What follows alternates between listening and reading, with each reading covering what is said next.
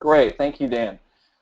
So the HIPAA audits are starting up again. This is the phase 2 HIPAA audits.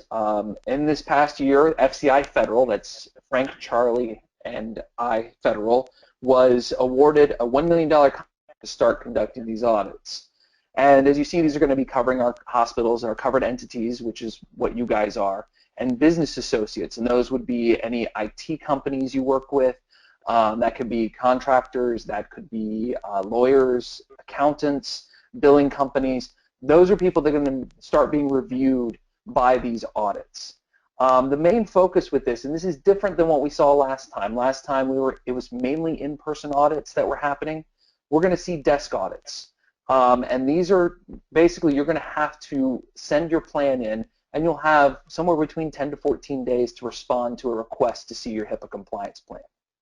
So what are they going to be looking for? They're going to be looking for your current compliance plan, and this is a new thing. This is actually a direct quote from Jocelyn Samuels, who's now the director of HHS.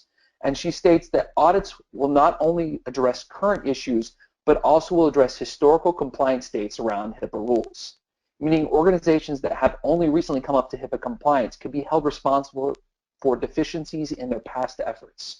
And that's really interesting and a little bit scary for a lot of people, because if you don't have a history of having compliance, then you could be subject to fines even if you started today.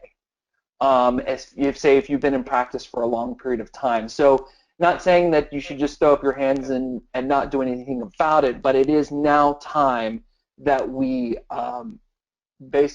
basically need to get in compliance and need to start being in compliance going forward and keeping records of when you're updating your policies and procedures and moving forward with items.